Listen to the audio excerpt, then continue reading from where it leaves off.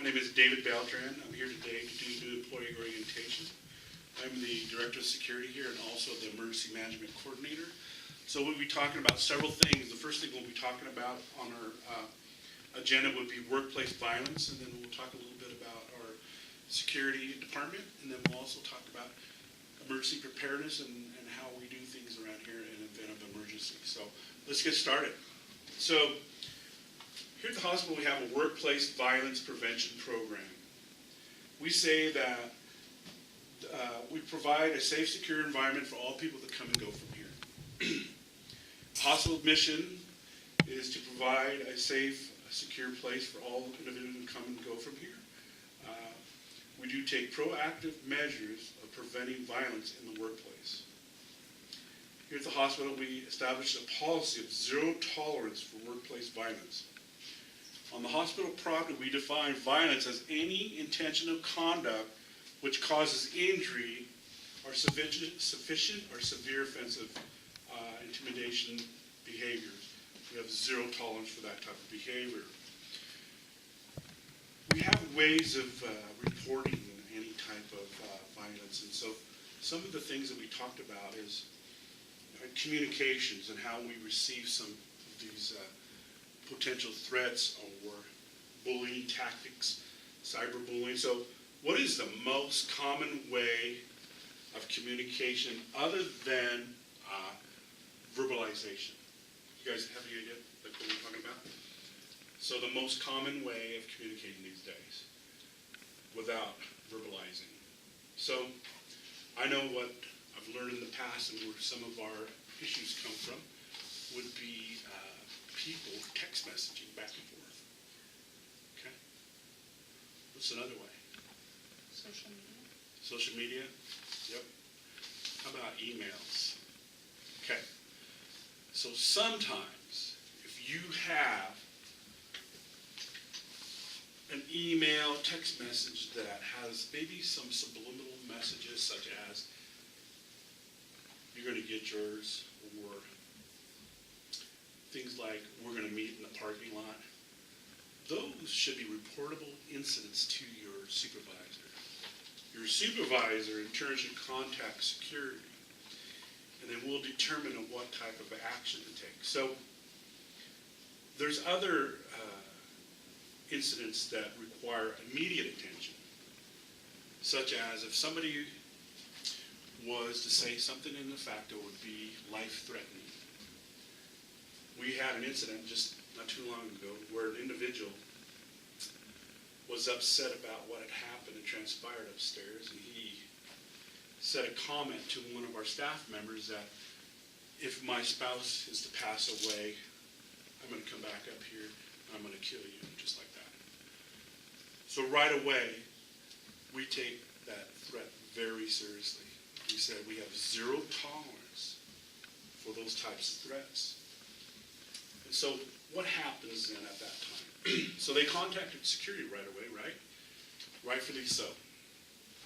That's a serious threat.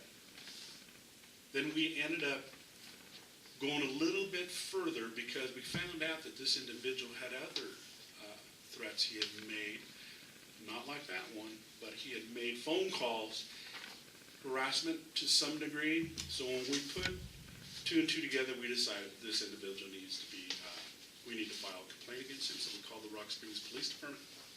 They come up here.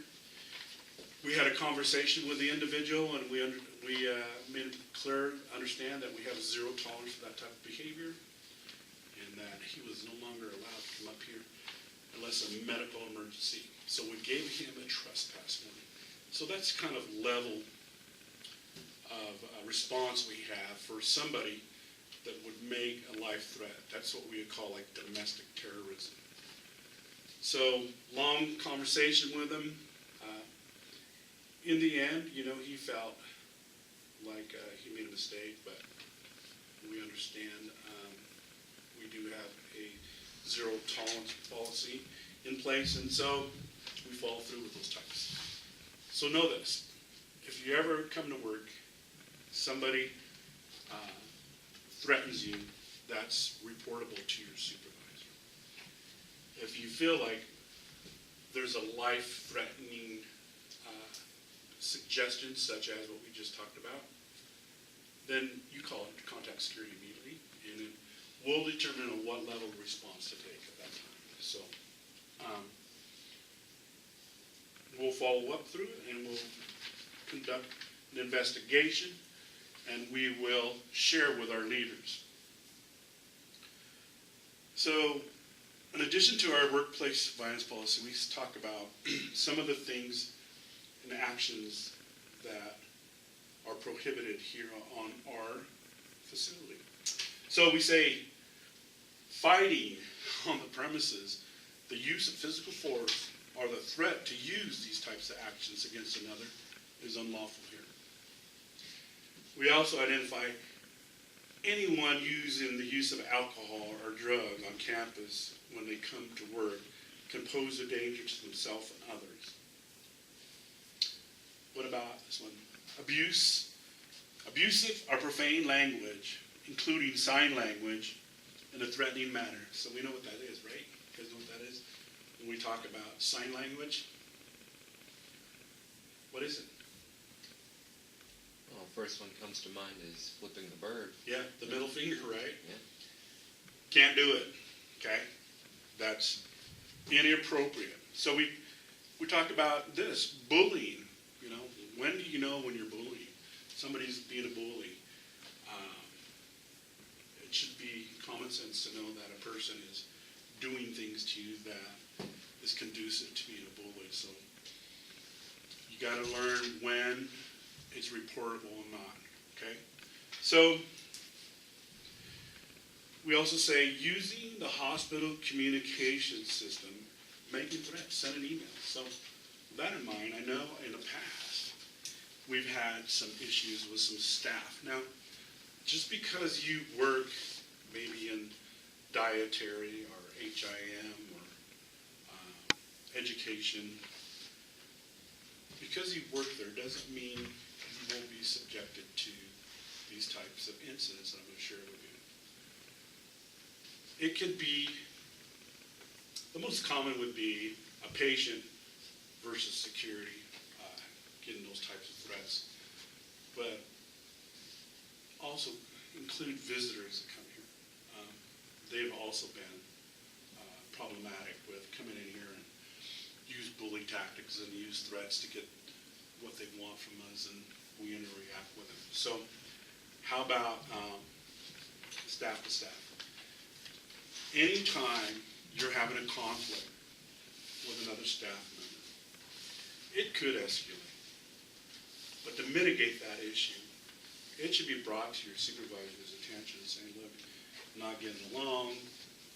Here's a text message that she sent to me. I thought it was reportable. So we've got to keep that in mind. It's not always the most common thing that we think of is patient to staff. So understand that when you feel threatened, you need to contact your supervisor, and then at immediate attention, you contact security immediately. So how do we do that? Extension 300 is the quickest way to get a hold of security. And anytime you dial that extension, you have to be prepared in detail as much as possible. When you call 300, it's a red phone, and we have them upstairs. So when that rings, that operator will pick up that phone, and you will say what you need. And it should be something to the fact that I need security up here stat, but up here means be specific. I've been called to medical floor before. Get up there, and there's nobody there. Go to medical floor stat. Wow, 21 rooms up there. Get up there, nobody around. What we learn from that is whenever you make a phone call to the 300 extension, you have to be specific in what you need. If you use the word stat, that elevates security senses and their awareness, and they respond in a different manner. So just keep in mind 300 for emergencies, okay? All right. So we say when a violent act occurs, security will contact local law enforcement to assist in stabilizing the situation and to conduct an internal investigation. Those who are involved will all be interviewed, and including the witnesses, and the collection of information needed to write up an incident report. The incident will be submitted without delay to administration to inform them of what happened. The data will be analyzed, and we will determine what level of response to recognize what happened and what we should do about the situation. So that's our workplace violence program. I've talked about this several times, but everybody needs to understand little things such as this. If you're involved in a domestic, and trust me, it happens, maybe going through a bad divorce, and you have concerns about the person that you're involved with, that maybe they're even doing harassment phone calls to the hospital, trying to get a hold of you, being disruptive to the work operation. That starts to happen. You need to contact your supervisor. In turn, the supervisor will contact us, and we'll analyze what's going on. And if we need to contact the local authorities, we'll do so. And they will go up to the location where the individual lives or works and identify them and let them know that we have zero tolerance for that type of behavior. So things like that happen. You just need to understand we're here to help you. We want you to come to work free of intimidation. We want to make sure that when you do come to work, that you're safe, and then when you depart as well, that you're safe. In the past, we've helped several incidents where people involved in those type of domestics, and we walk them to their vehicle to make sure they get in it and depart safely. So those are just little things we do here. So, any questions about the workplace violence program here? Any questions? Okay, no questions?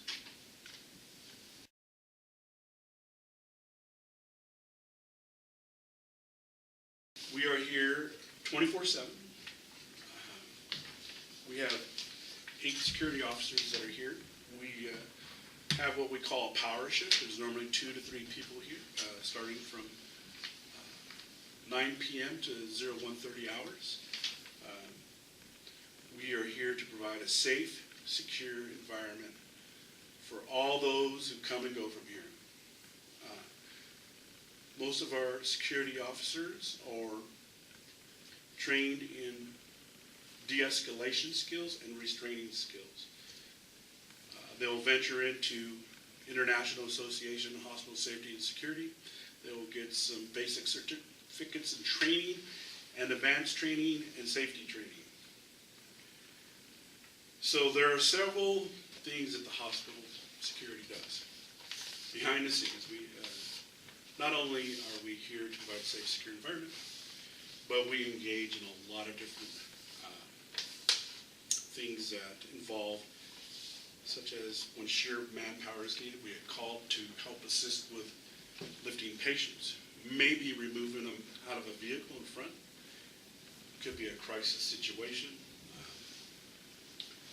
Maybe being called to the emergency department to assist with unruly individual.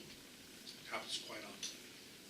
We could spend hours up there de-escalation and watching these behavior patients and making sure that they don't escalate. So that's some of the stuff we do. We also assist with law enforcement agencies. We help with prisoners that they come in with. We'll assist with that. They do blood draws on a regular basis. They do other things. So we closely work with collecting evidence, securing personal belongings when people come up to the hospital, and then they could be under detention, admitted under there. That's a big part of our responsibilities to monitor and respond to our behavioral health rooms. We have 2 rooms in the ED, room 11 and 12, that are dedicated for behavioral health patients. So on occasion, we can be down there helping with staff, working with a patient. I'd like to remind everybody, if you're in that area, it's important to respect our patients' dignity and privacy. So when you walk by the room, you shouldn't be peering in the room to see what's going on. Just walk by occasionally, unless you have been contacted to assist with us. So, behavioral health patients consume a lot of our time, certain times. We like to remind everybody that in the event that you need to contact security, we do have a phone that we carry, a cell phone, and you can get that information from the PBX operator. We also have an office phone number, 8467. In the event of emergency, as we talked earlier, you would use extension 300,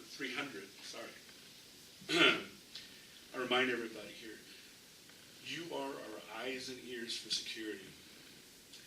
Much of the time, security could be busy assisting other departments. So you have to learn, in the event you don't see us for a while, that we could be tied up doing other things. So we need to understand that in an emergency situation, when to call us. So what is an emergency situation?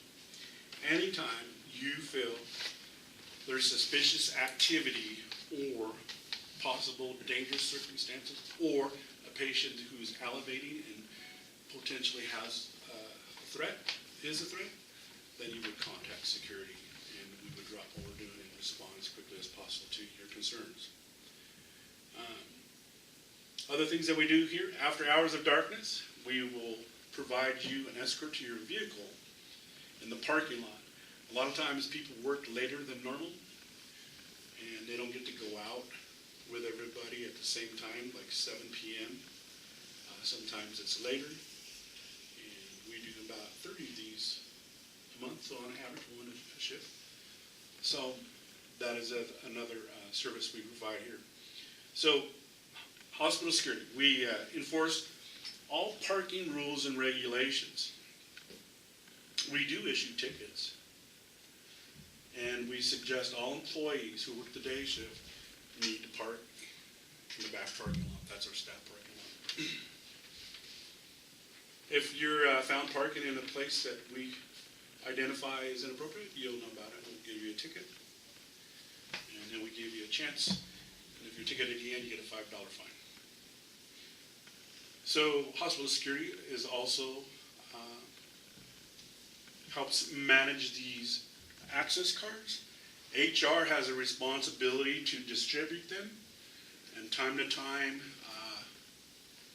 we have to change access levels because of a employee maybe going from one department to another.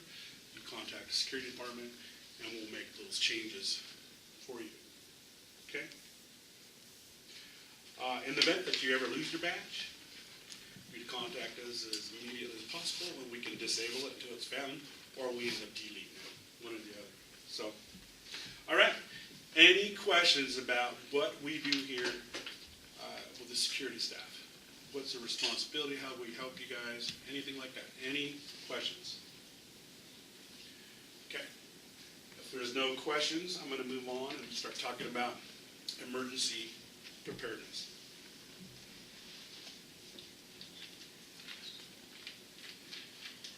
Well, David, I've heard that operators at the PBX, Yes. sometimes at night they're concerned because the doors don't close until, 9 o'clock? They don't lock anymore. They don't They lock? used to. Oh. It's good. Okay. We used to have visiting hours, and that door used to be locked at 8 o'clock. Anymore, we allow access 24/7, but those doors do secure now at 8 o'clock, but people are allowed to come around through the ED and come through that back way. And anymore, visiting hours have expanded. Okay. But what were you going at with after? If a man showed up at the PBX with a gun, Oh, wow, okay. All right, understand this. There's a man with a gun. It's pretty common here in Wyoming. Here in Wyoming, we have there is a concealed law, what am I looking for? Anybody, open carry. Anybody in the state of Wyoming can carry. So it's common that we would receive a phone call that, hey, we see a guy come in with a gun. That's okay, but they need to respect our policy. We have a no weapons policy here at the hospital. So what's happened in the past is that we'll get a phone call from the PPX saying, hey, I noticed this guy is carrying a gun. Okay, so we identify him. We ask the individual if he'd please remove it, take to his vehicle. Usually have compliance, never been an issue, but let's understand the difference. A person with a gun, if the behavior is different, such as he comes in with aggression and it's outside the holster and maybe waving it, that's a serious risk. If the person was to actively start shooting in a violent manner, that is the cause for an active shooter response. And we'll talk a little bit more about that. Good question. Everybody needs to understand the difference. Person with a gun and a person actively shooting the gun is an active shooter. So, and we need that information, such as, hey, I just seen a guy, he came in, I noticed he was packing, okay. Pretty normal here. But of course, if the actions are different, then we respond differently.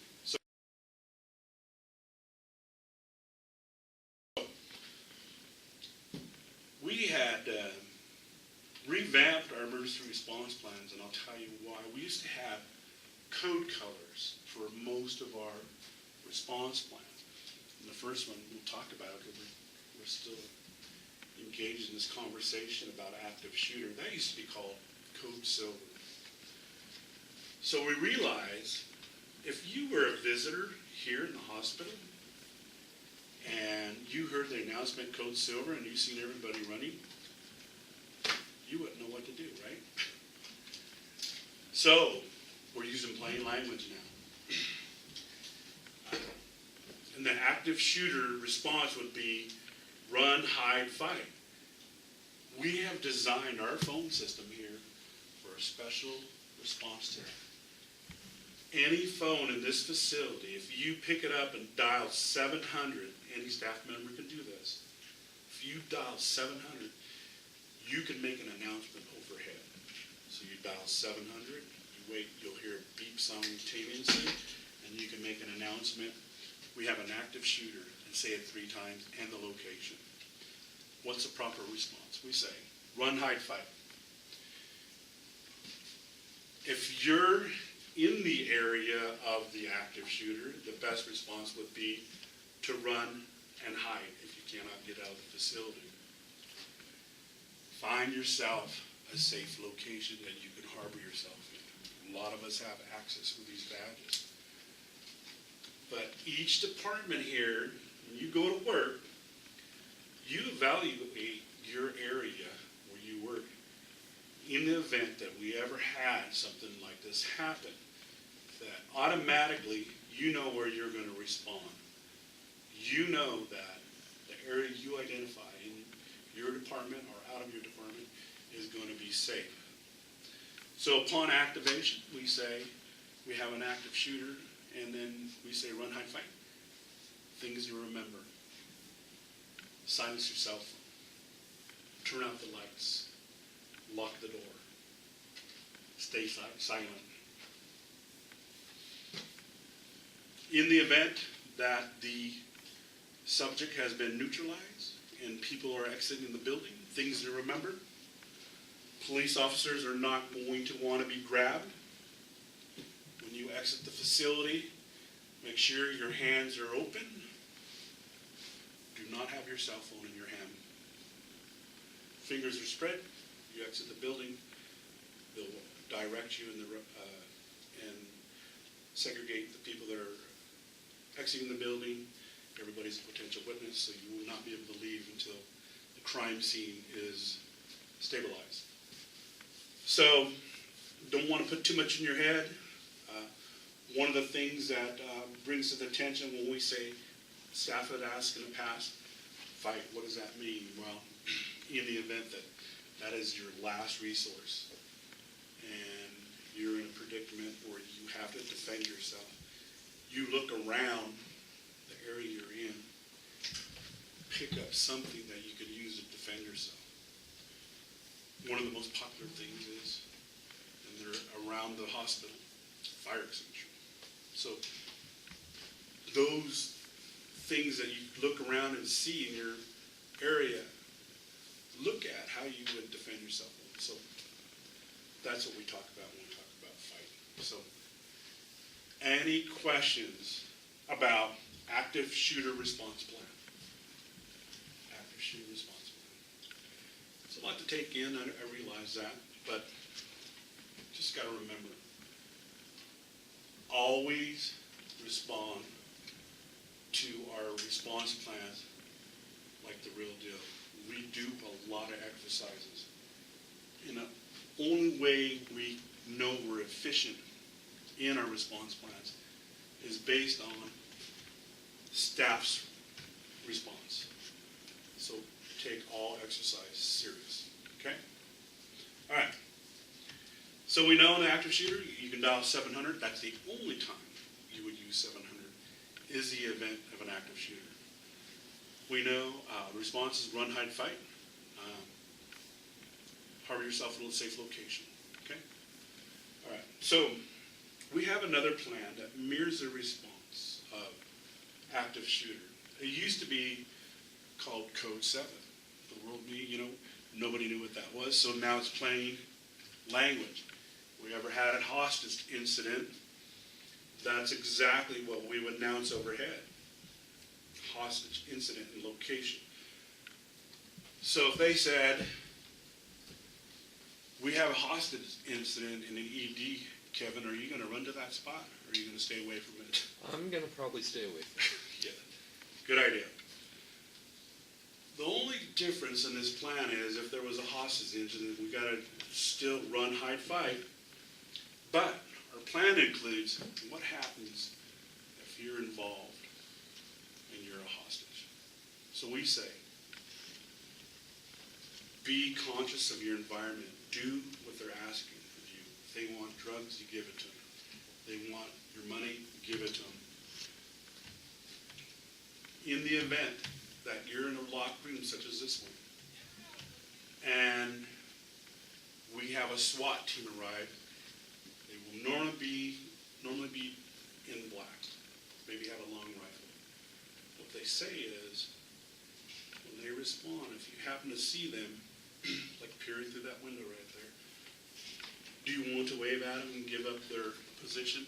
No. If they peer through here and have an opportunity to communicate with you, what they may do is something like this. What does that mean to you? If they do that, what does it mean? They can see you. I see you. That's right. That means they now establish communication with you. The next movement might be, or communication would be, I see you, and then what's this? Get down. Get down. Get out of the way. That means there's probably going to be a penetration into the room and neutralize the subject. Okay. Any questions about our hostage incident plan? Remember, it used to be Code 7. Now it's plain language. Hostage incident. Any questions about that? Okay.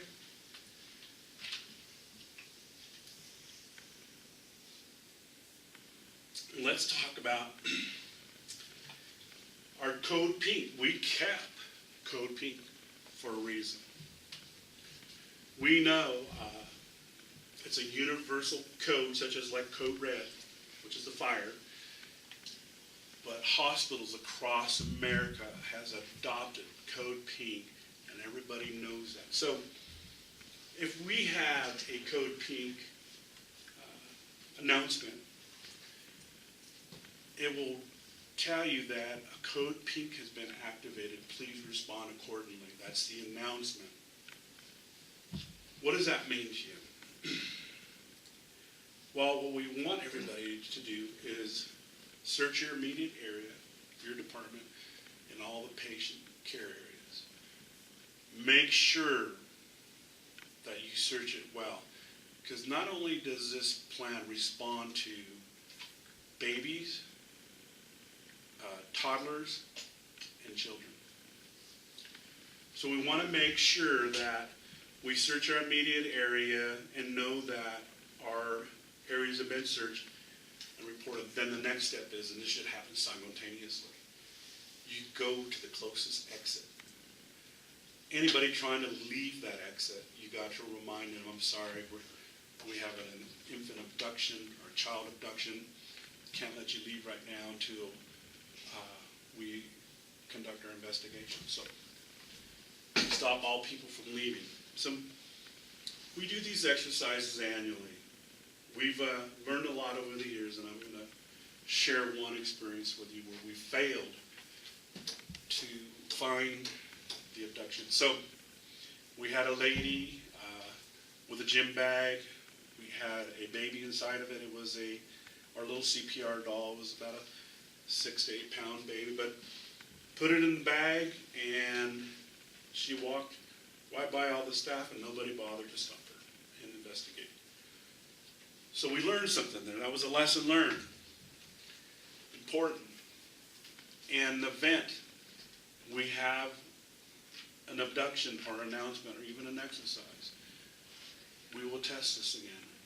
Stop everybody that has something that could hide a baby. Okay? So we had an activation just 2 months ago. And it wasn't a baby. It wasn't a child. It was an 11-year-old in the facility. We responded according to our plan. Security found out immediately that the individual was discovered on the medical floor. They were supposed to be in medical imaging. They came up missing. The mother got into a panic situation. So we responded accordingly, and the person was discovered immediately. So we counseled the Code Pink within 2 to 3 minutes. So great response.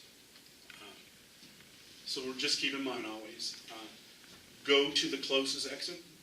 Make sure somebody has searched their apartment.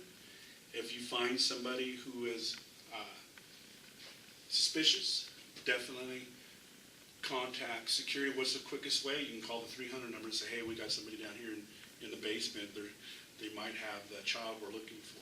Or one time I was doing same in-service, somebody said, what about if I got out my phone and took a picture? So that was a great idea, because you never want to put yourself in harm's way if the individual doesn't stop.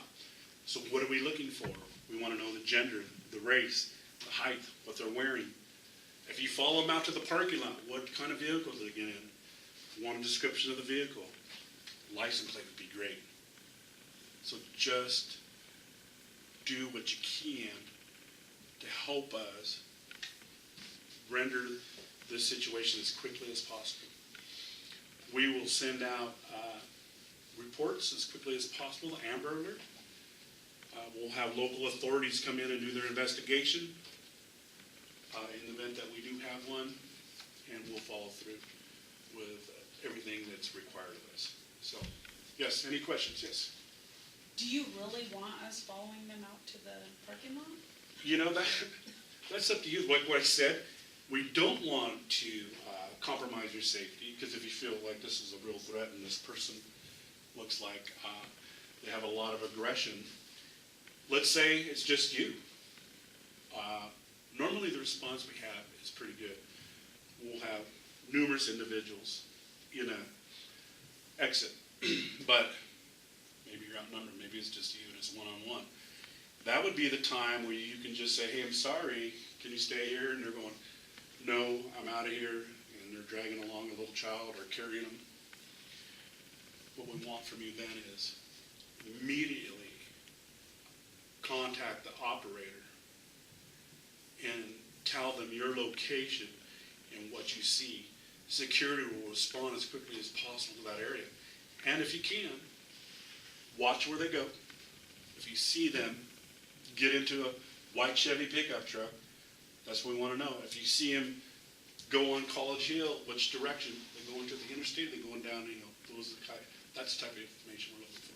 So, good question. Anybody else have any questions about response for Code P? Okay. Remember, that's still color code we use. All right. So, let's talk about our bomb threat plan. Why in the world would a hospital be required to have a bomb threat plan? Well, we know over the years, historically, there's data to support hospitals get threatened. Why would they get a threat? Well, what we learned, people want to get back at hospitals. And a good example would be the reason why was somebody died and they feel like a victim. Like, it should have never happened to them. So, how do they get back at you? The facility, they'll call in a bomb threat and let people know that there's a bomb in the facility. 99.9% have been hoax. It's only to terrorize you. So, we do have a response plan. What we ask of you is, if we make the announcement, we have a bomb threat, that is what you're going to hear. It used to be code black, no longer. So, first thing we say, do not use your cell phone. We've learned the last 10 years, detonation of bombs are done with cell phones. So we learned that. So what we say is you search your immediate area, you turn off your cell phone. We will establish a hospital incident command center. Anytime we open these plans, understand executive offices is where we'll have a team of individuals that will collect the data and will determine how much response is needed. So for a code black, what we used to call code black, a bomb threat would mean that you would search your area and then we would have people from your department, as a runner, you would send them down to the executive offices and say, hey, we searched our area, we found nothing. And we would say, okay, go back to your department and stay there until we got an all clear. So if we do find something that is suspicious, we'll immediately evacuate that area. So during our exercises, we've done that, where we evacuate the area. It's something we learned. What about upstairs and downstairs? So the experts tell us, don't forget, people upstairs need to be evacuated, people downstairs, if it's in between floors. So that was something we learned about response. So that's our bomb threat plan, response. Anybody have any questions about that? Okay, very good. Let's talk about the most common plan that could be activated. On our vulnerability analysis that we conduct every year, our emergency management team has identified that what's the most likely thing that could happen in Sweetwater County? Well, we have supporting data that says our vulnerabilities are high risk with transportation. So we know I-80 is vulnerable for accidents, especially this time of year. It's wintertime, right? Icy conditions. People get in wrecks. We've had 2 separate bus accidents since I've been here. We have numerous buses that leave out to the mines here, and they have to venture anywhere from 45 minutes to an hour and a half drive And over the years, there's been incidents with buses and other vehicles, but for the most part, we have what we call mass casualty incident response plan. So if we were to activate this, you would receive a text message on your phone or your landline, a voice message, saying that we have activated our mass casualty incident plan. Please respond to the hospital. So, when you come to the hospital, you report to your department, not the ED. The department head or the team leader for that department will inventory staff and report it to the incident command. Remember we talked about earlier? The executive office will have a team of people there. We'll set up our hospital incident command system. We will, at that time, start delegating responsibilities for support staff. Just because you work in the areas you work at, don't think we can't use you. There's a lot of things going on in a mass casualty incident. There's a lot of responsibilities that need to be fulfilled. So if you work down in HR, does that mean? We know that HR has capability of getting lists of employees, staff names, phone numbers. We could delegate the responsibility to them to do the inventory of staff. And they can keep up with those numbers and provide the hospital incident command center with the staffing numbers. So that's just a little bit of information on how it works, the command system. But for the most part, each department here will do what they do best. Normally, we will not put you in a position that would compromise or not be able to do. Clinical staff get clinical duties. Support staff get support. So keep that in mind. All right. So any questions about mass casualty and our response plan? Okay. Let's talk about, this used to be called Code Yellow, physical altercation. So in the event that we announce we have a physical altercation and the location, such as the ED, what we ask is any employee who feels they're physically capable to render assistance to please come help out. Let's say you're down there in the area and you see a situation develop, like, and I'll use the emergency department as an example because that is our most highest vulnerability area, and it could be with a behavioral health patient. If hospital security is outmanned and they feel like this need assistance immediately, they can turn around and ask you, please announce physical altercation overhead. That way they can get support help. So if you feel like you can render assistance, please respond. But know how to call 9 to get out, 911.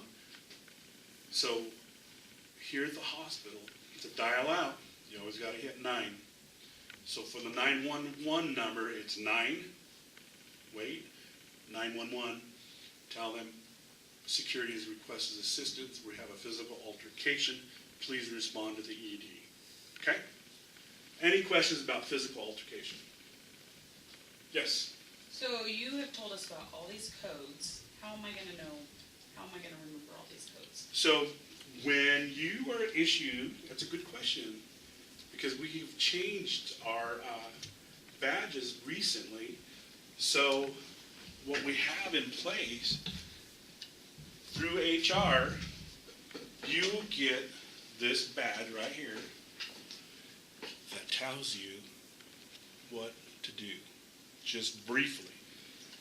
An example would be, what we talked about earlier. It says active shooter. You can use extension 700 to make an announcement. It says run, hide, fight. Okay? Code pink example, it says on here, respond to and monitor all exits. So, thank you for reminding me, because we all have these. These are cards you should have with you all the time. We don't expect everybody to remember these codes, but if you have this and you hear the announcement, you can look at it as a reference real quick.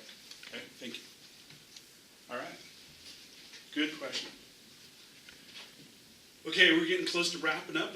There's only a couple more things. So let's talk about our next preparedness plan. We have Tornado Watch. What does that mean? So Tornado Watch means if we have an announcement saying Sweetwater County is now under tornado watch, that means outside the elements are conducive to generating a funnel cloud in our area. Okay? What does that mean to you here at the hospital? Clinical care people need to know this is time to plan. Because if we go to the next step, means tornado warning, means we have to move people. So during the tornado watch period, planning should start with patient movements. You need to know where they're going. So clinical staff is going to start looking at, hey, I got 3 patients. I'm going to move them. The most logical place is to the basement. But if they're non-ambulatory, there's areas up there that we feel are safe that are in the inner core. If there's a window, you're not safe. So we've activated these plans before, and I'll tell you how it happened. So we went to the first one, tornado watch. Within 2 minutes, a funnel cloud was spotted. So we went to a tornado warning. Didn't give us much time to plan, but we had 12 patients upstairs. And within 10 minutes, we had them all in the basement. Luckily for us, most more ambulatory, we can get them in a wheelchair.